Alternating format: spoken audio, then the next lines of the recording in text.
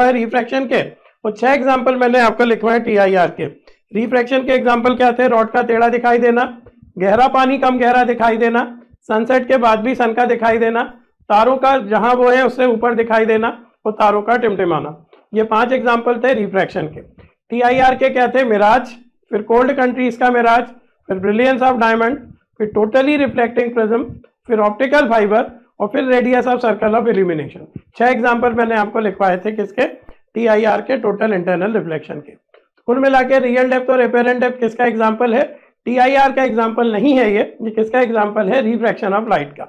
किसका एग्जाम्पल? 1.40 भी ज्यादा नहीं है, 1.25 भी ज्यादा नहीं है, 1.414 से एक ही वैल्यू ज्यादा है, 1.50, तो वही हो जाएगा आंसर। बहुत ध्यान से समझिए। √2 पे क्या हो रहा है बेटा? क्रिटिकल एंगल की बातें हो रही हैं, तो TIR की बातें कब होंगी? √2 से बड़ी वैल्यू पे, यानी 1.50 पे। तो √2 पर क्या हो रहा है? TIR नहीं, क्रिटिकल एंगल की बातें हो रही हैं, तो √2 से बड़ी वैल्यू पर TIR होगा, और √2 से बड़ी वैल्यू केवल और केवल एक ही दी हुई है। समझ में आई उनकी बातें? जिसका रिफ्रैक्टिव इंडेक्स कम है वो रेयर होगा। चलिए, बात करना है हमें टोटल इंटरनल रिफ्लेक्शन की। बात करना है हमें टोटल इंटरनल रिफ्लेक्शन की। टोटल इंटरनल रिफ्लेक्शन से पहले क्या होता है बेटा? बोलेंगे वो क्रिटिकल एंगल की बातें होती हैं। पहले क्रिटिकल एंगल की बातें करो। एंगल निकालना है ना, तो पहले क्रिटिकल एंगल की बातें करो। क्रिटिकल एंगल में लाइट कहां से कहां जाती है? डेंसर से रेयर मीडियम में। तो क्रिटिकल एंगल की बातें शुरू से ही कर लिया करो। तो डेंसर म्यू रेयर बराबर क्या आ जाता है? Sine I by sine R. Critical angle में लाइट कहां से कहां जाती है? डेंसर से रेयर में। इसको क्या लिख सकते हैं? Mu rarer by mu denser बराबर साइन आई की जगह IC और साइन आर की जगह 90। क्रिटिकल एंगल पर एंगल आर कितना हो जाता है? 90। तो रेयर का म्यू कितना है? 1.5। डेंसर का कितना है? 2। तो ये हो गया 1.5/2 बराबर साइन IC।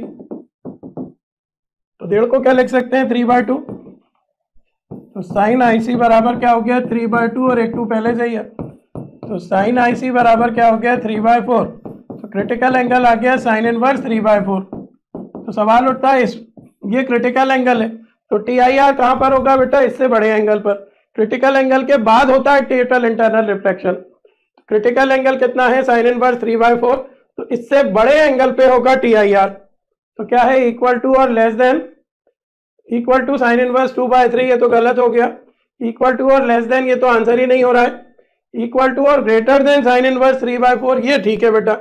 3/4 पे क्या होगा? क्रिटिकल एंगल की बातें होंगी, और 3/4 से बड़े एंगल पर क्या होगा? 3/2 से बड़े एंगल पर क्या होगा बेटा? TIR होगा। 3/4 के बड़े एंगल, 3/2 नहीं है बेटा, साइन इनवर्स 3/4 है। तो 3/4 एंगल पे बातें होगी क्रिटिकल एंगल की, और साइन इनवर्स 3/4 से बड़े एंगल पर क्या होगा? टोटल इंटरनल रिफ्लेक्शन की बातें होंगी, यानी आंसर होगा C। आंसर क्या होगा बेटा? बोलेंगे C। आंसर क्या होगा?